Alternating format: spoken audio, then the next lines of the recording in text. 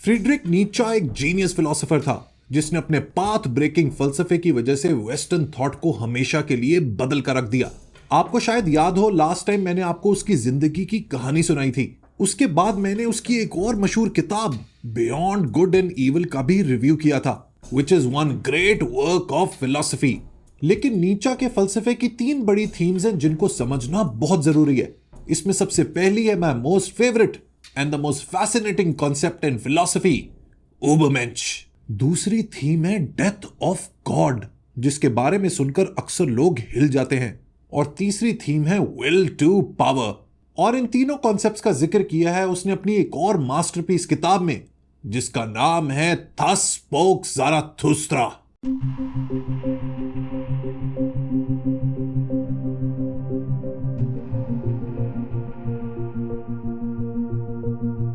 Let's discuss what this novel is all about. Thus Spoke Zarathustra का आगाज होता है इस किताब के हीरो, इसके प्रोटैगनिस्ट ज़ाराथुस्त्रा के इंट्रोडक्शन से। ज़ाराथुस्त्रा एक बहुत ही समझदार और हिकमत वाला शख्स है जो पिछले 10 साल से पहाड़ों में अकेला रहकर जमीन पर वापस आता है ताकि लोगों के साथ वो अपने विजडम को, अपनी हिकमत को शेयर कर सके। सबसे पहले उसका सामना होता है एक बूढ़े शख्स से जो जंगल में रहता है। इस बूढ़े शख्स ने एक सूफी की तरह खुदा के करीब होने के लिए दुनिया को तर्क कर दिया है। ज़ाराथुस्त्रा उस बूढ़े शख्स को वो कंट्रोवर्शियल स्टेटमेंट बोलता है जो फ्रीडरिक नीचा के नाम से बहुत मशहूर है। He says to the old man, God is dead। लेकिन दोस्तों सवाल ये बनता है कि फ्रीडरिक नीचा ने इतनी बोल्ड स्टेटमेंट क्यों लिखी? Let's understand it. देखिए, फ्रीडरिक नीचा का जो सारा फलसफा है ना, वो रिबेलियस है। वो उस वक्त की वेस्टर्न थॉट और स्पेशली क्रिश्चियनिटी के अगेंस्ट है। 19वीं सदी में when Nietzsche was alive, west specially the Europe was undergoing a major cultural revolution, primarily due to enlightenment. West ने साल मजहब की बुनियाद पर लड़ाइयां करके इस बात को बखूबी समझ लिया कि रियासत को और सियासत को मजहब से अलहदा होना पड़ेगा और सोसाइटी मजहब पर नहीं बल्कि इंसान की सोच और अकल के मुताबिक आगे बढ़ेगी। ये वही दौर था जब science, reason and rationality were gaining prominence. लोगों के पुराने religious beliefs were losing their monopoly. मजहब ने कई 100 साल तक लोगों को मॉरल गाइडलाइंस दी थी, जीने का मकसद दिया था। लेकिन स्लोली एंड ग्रेजुअली मजहब की ये बुनियादें हिल रही थीं और लोग एक नए मॉरल कोड की तलाश कर रहे थे। फ्रीडरिक नीचा क्रिश्चियनिटी के खिलाफ तो था, लेकिन लोगों के इस एटीट्यूड से हैरान भी था और इस रिलीजियस अथॉरिटी के डिक्लाइन, इसके कोलैप्स की वजह से उसने ये स्टेटमेंट गॉड इज डेड का इस्तेमाल किया इस नॉवल में। इस बाबे से मिलने के बाद ज़ाराथुस्त्रा एक छोटे से टाउन में आता है जिसका नाम है मॉटली काओ, जहां पर वो लोगों के साथ अपने आइडियाज को शेयर करता है। यहीं पर फ्रीडरिक नीचा अपने फलसफे के दूसरे बड़े थीम को इंट्रोड्यूस करता है जिसको वो कहता है उबरमेंश।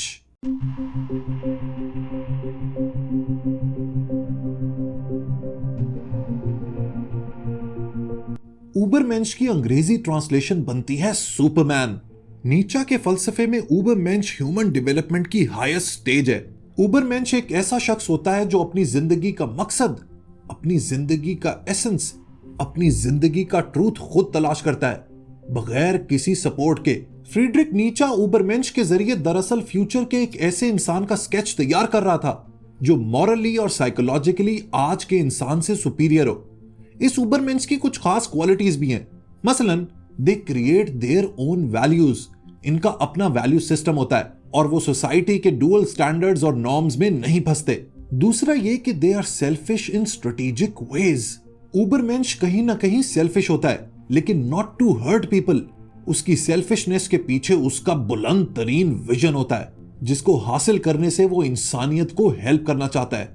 एक और क्वालिटी उबरमेंश की यह है कि they are hard to understand, जिसकी वजह से they might feel lonely sometimes. एक और कैरेक्टरिस्टिक उबरमेंश का यह है कि they are not humble, they feel proud of their abilities. लेकिन इसका मतलब ये नहीं कि दे आर वेरी हॉटी और वो हर जगह गुरूर और तकब्बुर से रहते हैं। उनको अपनी एबिलिटीज पर इतना मान होता है, इतना कॉन्फिडेंस होता है कि वो दुनिया की किसी भी ताकत से लड़ जाते हैं और कामयाब हो जाते हैं। इन सिंपल वर्ड्स, एक उबरमेंश बनने के लिए आपने ये इमेजिन करना है कि who would you like to be if you could be the super version of yourself. ये सेंटेंस मैं आप लोगों के लिए दोबारा पढ़ना चाहता हूं। इसको अपनी जिंदगी का खास हिस्सा बना ले। Who would you like to be if you could be the super version of yourself? लेकिन यहां पर एक बहुत ही इंपॉर्टेंट सवाल यह है कि इस ऊबर मेंश तक पहुंचना कैसे है। तो जनाब ज़ाराथुस्त्रा इसकी 3 स्टेजेस ऑफ प्रोग्रेशन बताता है, जिसमें सबसे पहली स्टेज है कैमल। कैमल सिंबल है सेल्फ डिसिप्लिन का और रिनंसिएशन ऑफ कंफर्ट का, क्योंकि कैमल हमेशा मुश्किल और सख्त टेरेन में रहता है। दूसरी स्टेज है lion, which shows independence and breaking free from any external influences. शेर जंगल का बादशाह होता है और एक ऊबरमेंश भी अपनी इंडिपेंडेंस में किसी बादशाह से कम नहीं होता।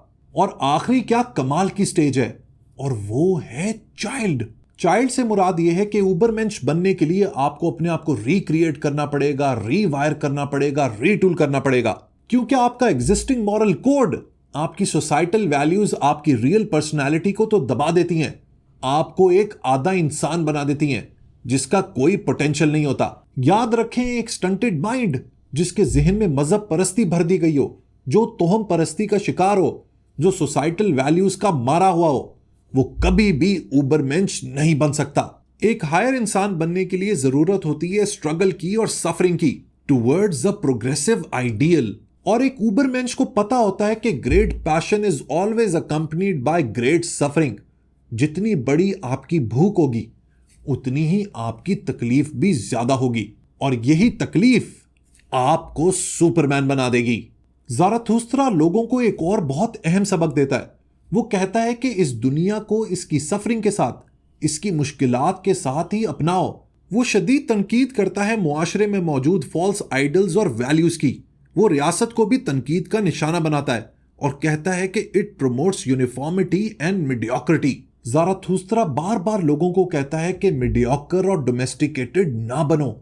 जिंदगी में एक बड़ा एम रखो, कोई बड़ा ख्वाब रखो और उसके पीछे सरपट भागने की जुर्रत रखो। वेरी सिंपली, एक ऐसा शख्स ना बनो जो पूरी उम्र दूध, दही, अंडे, डबल रोटी, बच्चे संभालने में और खर्चा पूरा करने में गुजार देता है और डोमेस्टिकेटेड बन जाता है। ऐसा शख्स कभी भी अपने पोटेंशियल को रियलाइज नहीं कर पाता और ऐसे ही जिंदगी गुजार कर चला जाता है। ज़ाराथुस्त्रा की इन बातों पर लोग हंसते हैं और उसका मजाक उड़ाते हैं। इसी दौरान एक रोप वॉकर टाउन स्क्वायर में नजर आता है जो 2 बिल्डिंग्स के दरमियान रस्सी पर चल रहा है, लेकिन एक जोकर उसका मजाक उड़ाता है और वो उसी डिस्टर्बेंस में नीचे गिर जाता है। ज़ाराथुस्त्रा उस मरते हुए परफॉर्मर को उठाता है और कहता है कि जिंदगी में खतरे को मोल लेना एक बहादुरी का काम है। अपनी इन बातों से ज़ाराथुस्त्रा को अंदाजा होता है कि उसकी बातें काफी कॉम्प्लेक्स हैं और आम आदमी की समझ से बाहर हैं, लिहाजा उसे कुछ ऐसे लाइक माइंडेड लोग तलाश करने पड़ेंगे जो उसके साथ मिलकर सोसाइटी की नॉर्म्स और वैल्यूज को चैलेंज कर सकें। मॉटली काओ के इस टाउन में ज़ाराथुस्त्रा को बहुत बेइज्जती और जगहसाई का सामना करना पड़ता है, लिहाजा he goes back to the mountains. वहीं एक दिन उसे एक ख्वाब आता है जिसमें एक बच्चा उसे आईना दिखाता है और उस आईने में उसको एक शैतान का चेहरा नजर आता है। ज़ाराथुस्त्रा उसका मतलब ये निकालता है कि उसके दुश्मन उसकी इमेज और उसकी टीचिंग्स को डिस्टॉर्ट कर रहे हैं, वो उसके मैसेज को गलत तरीके से पोर्ट्रे कर रहे हैं, और वो इस अज़म के साथ लोगों के पास वापस जाता है कि उसे ये सब बातें क्लैरिफाई करनी है। ज़ाराथुस्त्रा अब अपनी तोपों का रुख करता है लोगों के ट्रेडिशनल बिलीफ्स और मॉरल्स पर, स्पेशली वैल्यू ऑफ वर्च्यू पर। और यहां पर वो एक ऐसी चीज को क्रिटिसाइज करता है जो हमेशा से मेरी तरफ से भी शदीद क्रिटिसिज्म का शिकार रही है। वो शदीद तनकीद करता है इनर पीस पाने के लिए किए जाने वाले सेल्फ रिस्ट्रेंट को, something what Stoics and Sufis do. अपने नफ्स को, अपनी ईगो को कंट्रोल करना ताकि कुछ गलत ना हो जाए। लेकिन ज़ाराथुस्त्रा कहता है कि पीस की ये तलाश सेल्फ इंप्रूवमेंट की सबसे बड़ी दुश्मन है। ये इंसान को मफलूज कर देती है, माऊफ कर देती है, इंसान को स्टैग्नेंट कर देती है, इंसान के जहन को स्टंट कर देती है, जिसकी वजह से वो पूरी जिंदगी कोई भी प्रोग्रेसिव काम नहीं कर सकता और अपने आप में ही डूबा रहता है। इस पीस को लोग इबादत के जरिए, पूजा पाठ के जरिए, परस्तिश के जरिए हासिल करने की कोशिश करते हैं और सारी जिंदगी एक डर में गुजार देते हैं। नतीजा उसका यह निकलता है कि वो अपने फुल पोटेंशियल को पहुंच ही नहीं पाते। ज़ाराथुस्त्रा के मुताबिक जिंदगी की सबसे बड़ी गुडनेस, सबसे बड़ी अच्छाई यह है कि इंसान पूरे दिल के साथ एक अमल वाली जिंदगी गुजारे। ज़ाराथुस्त्रा इगैलिटेरियनिज्म यानी कि इक्वालिटी, लोगों की बराबरी के ऊपर भी शदीद एतराज करता है, क्योंकि उसका मानना है कि enforcing equality hinders the growth of Ubermensch. जब आप लोगों के दरमियान बराबरी क्रिएट करते हैं तो आप उनके टैलेंट्स को मार देते हैं और एक ऐसी अधमरी सोसाइटी क्रिएट करते हैं जिसके अंदर यूनिफॉर्मिटी है, सब एक जैसे हैं। ऐसी सोसाइटी कभी ग्रो नहीं करती। ज़ाराथुस्त्रा कहता है कि अगर पावरफुल बनना है तो सबसे पहले अपने आप के ऊपर पावर हासिल करनी होगी, अपने आप के ऊपर कंट्रोल हासिल करना होगा। इसके अलावा वो ये भी कहता है कि जिंदगी नाम ही चेंज का है, सिंस नथिंग इज परमानेंट। वो उन लोगों को क्रिटिसाइज करता है जो वक्त के साथ बदलने को तैयार नहीं होते। वो कहता है कि दुनिया के कामयाब तरीन लोग भी अपने पोटेंशियल को नहीं पहुंच पाते, since they are good in one area and remain weak in others. वो उनको इनवर्स क्रिपल्स का नाम देता है। इन सब पाथ ब्रेकिंग और रिबेलियस थॉट्स के दरमियान ज़ाराथुस्त्रा खुद भी परेशानी और कंफ्यूजन का शिकार रहता है। As a philosopher and a preacher उसे अकेलापन महसूस होता है, ये बात सोच के कि शोहरत और सच्चाई एक दूसरे की जिद हैं। यही सोच उसे डिप्रेशन का शिकार कर देती है। इसी दौरान उसे ख्वाब आता है कि वो एक कैसल में है और इसमें सिर्फ मरे हुए लोगों के कॉफिन्स मौजूद हैं। एकदम से एक कॉफिन खुलता है और उसमें से हंसी की आवाजें आने लगती हैं। इस बात से ज़ाराथुस्त्रा जिंदगी को लेके अपना नजरिया थोड़ा सा बदलता है और इस बात को रियलाइज करता है कि जिंदगी में लाफ्टर और काइंडनेस की भी बहुत जरूरत है। वो ट्रेडिशनल बिलीफ्स को क्रिटिसाइज तो करता है, लेकिन इस बात को भी रियलाइज करता है कि while you are struggling for realization it is important to celebrate life. ये सारे जो आइडियाज है ना दोस्तों, ये नीचा के विल टू पावर कॉन्सेप्ट का हिस्सा हैं। ज़ाराथुस्त्रा कंटिन्यूज टू कंटेस्ट पीपल। वो लोगों की छोटी सोच को चैलेंज करता है, specially Christian morality. While he is doing all this, वो एक और फिलोसॉफिकल कॉन्सेप्ट से उलझ जाता है जिसका नाम है इटर्नल रिकरेंस। इस आइडिया के मुताबिक जो कुछ भी हो रहा है वो पहले भी हो चुका है और मुस्तकबिल में भी होगा, लेकिन इसका मतलब ये नहीं कि things never change. Nietzsche sees change as a necessary part of life, लेकिन इटर्नल रिकरेंस के इस कॉन्सेप्ट को लेकर ज़ाराथुस्त्रा को बार बार ये खतरा लगा रहता है कि लोग फिर दोबारा मीडियोक्रिटी का शिकार हो जाएंगे and mediocrity is something which he can never stand.